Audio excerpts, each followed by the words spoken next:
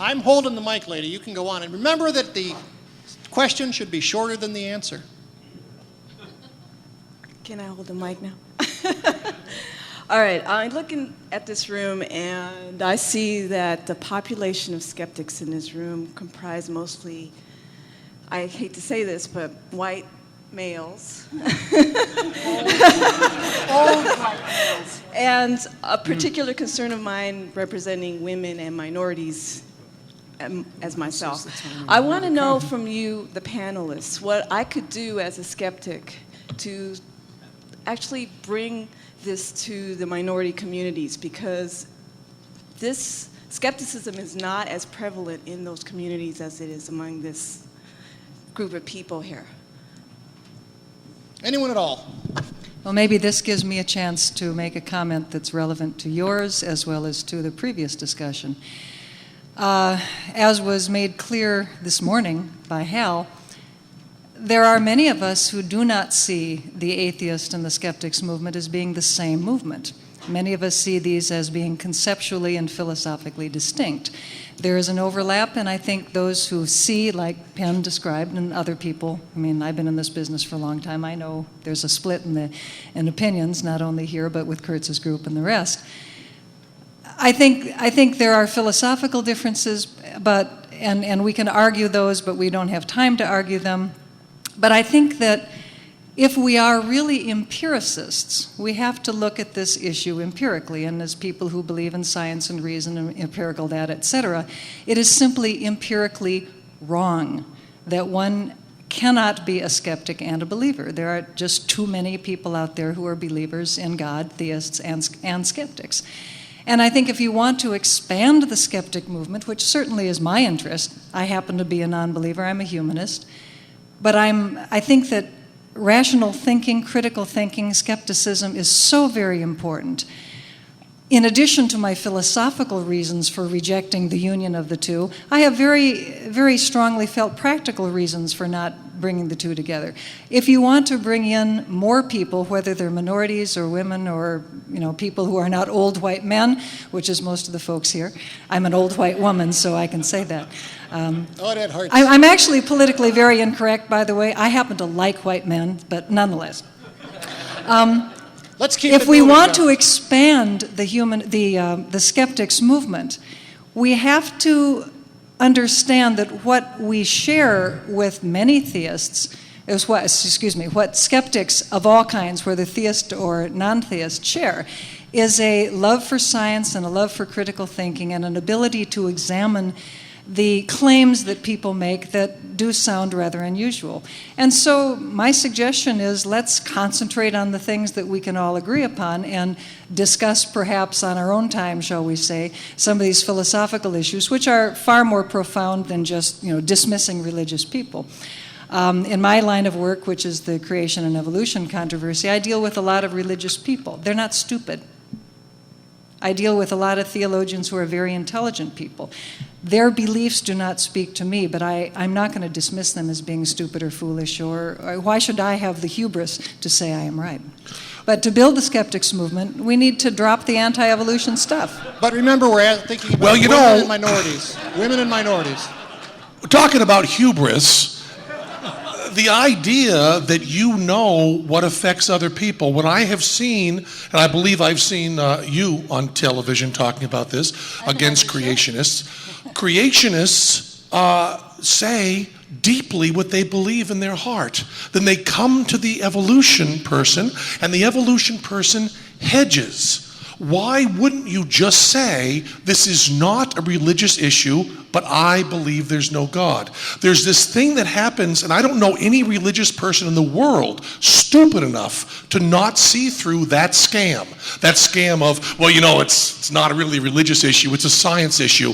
They want to know what you believe in your heart. Why would you not tell them? Because you have a tactical plan? Of course there are religious people that believe in evolution, and that is terrific, and that is wonderful, and we love them, and we kiss them, and we'll give them money. But when you're asked a direct question, which is, do you believe in God? Which I've seen you asked on CNN to go, well, that's not really the issue. I think that everybody will dismiss you because you are not showing them respect by telling them the truth as you see it. Well, What's that? Then you haven't seen me enough I have. on CNN. I saw you on CNN hedging that question. Well, when people ask me, are you a believer? Are you a religious person? I tell them I'm a non-believer. But then I also say, but that's not the most important thing. Well, sure. And of course, isn't, that's fine. because as you just recognized, as we both recognize, if both religious people and non-religious people accept evolution, try not to use the word believe, by the way, if both religious and non-religious people accept evolution, it is not a strictly religious thing. Opposition to evolution tends to be, yes. But unfortunately, this whole creation and evolution issue is defined by the opposition as being, you can't accept evolution and be a person of faith. And that's simply empirically wrong. I got to interrupt for 1 second and ask that we actually answer Myra's question in terms of women and minorities. I wonder if Ms. Peoples, if you have some thoughts. Well, actually, once again, Man, Hal that's an has amazing stolen one of news. my jokes. I was actually going to say, getting back to Myra's question. Yeah, but I actually wasn't talking to you, Phil. I well- was talking to Ms. Peoples. Well, she was looking right at me, I could tell. Oh, you see, told you. White men, you know. The issue here about minorities and women, which are actually a majority, I believe, in this country, that's an interesting issue. And I don't think it's a surprise to everybody that most of the speakers, if not all of the speakers, that are here over the 3 days of this conference are either magicians or scientists, because both of them at their heart are skeptics. Skepticism is the very heart of science. Science says not only why does that happen, but why doesn't something else happen? How can my theory be proven wrong? Because by showing where my theory is wrong, I can improve it, I can work around that and figure out where it's wrong and figure out how I can make it more right. And so you sort of asymptotically approach the truth that way. This is not how science is taught in school. Science is taught as a database of facts and maybe dusty numbers and memories of dead white guys, which is sort of what middle-aged white guys turn into eventually. And I think the problem here, and it's the problem that all of us here are tackling, and we do it in slightly different ways, but in the end, at the heart, it's the same thing, is that we're not educating people the right way about how to be critical and how to be skeptical. And this is probably at the very heart of the problem. I think you can educate people, and they may still choose to be religious. That's a separate issue. But if you educate people, they may not choose to believe in creationism. They may actually choose to believe that we went to the moon, for example. And this is where I think we're not just failing necessarily minorities, but actually most students, because there is not a critical thinking class.